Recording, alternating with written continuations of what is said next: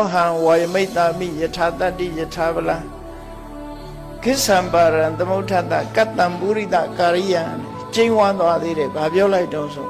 သောအဟံဝါယမိတ်တာမိငါဟာတဲ့အစွမ်းတတ္တိရှိသလောက်ခွန်အားရှိသလောက်ကျိုးပန်းအထုတ်မယ်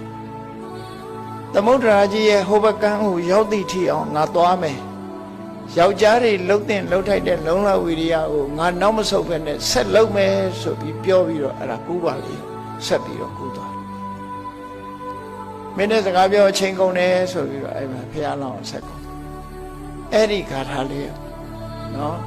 စိတ်ဓာတ်ကြားတဲ့ပုဂ္ဂိုလ်ကြီးရွတ်ဖို့ကောင်းတဲ့ဂါထာသောအဟံဝါယမိတ်တာမိသောအဟံထိုငါဟာယထာတတ္တိစွန့်ရည်တတ္တိရှိသလားယထာဗလံခွန်အားရှိသလားဝါယမိတ်တာမိလုံလပြုမယ်သမုဒ္ဒတသမုဒ္ဒရာရဲ့ပါရံဟိုဘကံအရောက်ခိစ္ဆံသွားမယ်ကတ္တံပုရိသကာရိယပုရိသကာရိယယောက်ျားတွေလုံလထုတ်ပြီးပြုလုပ်ရမယ်အလုပ်ကိုကတ္တံဆက်လက်ပြီးတော့လုပ်မယ်ဆိုပြီးဆက်ကူးသွားပါလေရောအဲ့ဒါလို့မဟာဇနကမင်းသားဆက်ပြီးတော့ကူးသွားတဲ့အခါမှာနတ်သမီးကယောတွန်ဧဝံဂတိဩခေအပမေယေမဟနဝေဒီလောက်ကိုရေစည်းကလည်းအမတန်တန်လှိုင်းတွေကလည်းအမတန်ထန်တဲ့ကမ်းမမြင်လမ်းမမြင်ပင်လယ်ပြင်ကြီးထဲမှာတဲ့မင်းဟာတတ္တိရှိရှိနဲ့လုံလဝိရိယနဲ့ပြည့်စုံပါပေတယ်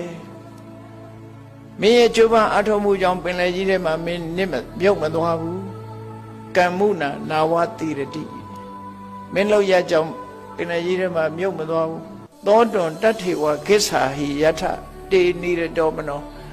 မင်းရောက်ချင်တဲ့နေရာရောက်ပါစေမယ်လို့ဆိုပြီးတော့နတ်သမီးကလက်ဆွဲပြီးတော့ရှည်တဲ့ကနေသူ့ကိုဆွတ်တင်လိုက်တယ်နော်နတ်သမီးနဲ့လည်းတွေ့ရောခါရမေ့သွားမေ့စိတ်ပြေးလိုက်တာလို့ဖြစ်သွားကူးနေတဲ့လက်ကိုခုတ်ကနေဆွဲလိုက်သလားမသိဘူးအဲ့ဒီမှာ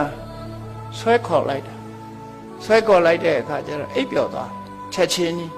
တကယ်တော့နတ်သမီးကရေထဲကနေဆွဲပြီးပွေ့ခေါ်သွားတာသူပွေ့ပေါ်ပြီးတော့သူသွားခြင်းတဲ့နေရာကိုပုတ်ပေးလိုက်တယ်ဘယ်တော့ဆိုတော့ဝိရိယတိုင်းမိထီလာမြို့အနီးမှာရှိတဲ့တရေဥယျင်ပင်ရဲ့တရေဥယျင်တွေကိုပုတ်ပေးလိုက်တယ်အဲ့ဒီတရေဥယျင်ထဲမှာမင်းစိုးရသားတွေလာတဲ့အခါမှာဒီနေထိုင်ကြတဲ့ကြောက်ဖြာကြီးပေါ်မှာသူ့ကိုတေးသေးချာချာချပေးထားတယ်ပြောမယ်ဆိုလို့ရှိရင်ရေကူးရင်မောပြီးအမောဆုပ်သွားတာလည်းဖြစ်ချင်းဖြစ်ပါဘောနော်အိမ်မက်တဲ့မဲ့တယ်လို့လည်းဖြစ်ချကောင်းဖြစ်လိမ့်မယ်ခါရဲပွေ့ချီပြီးတော့အဲ့ဒီပို့သွားတာသူတတိမရတော့အိပ်ပျော်သွားတယ်အိပ်ပျော်ပြီးတော့အဲ့ဒီတည့်ရဲ့ဥယျာဉ်တွေကိုသူချထားတယ်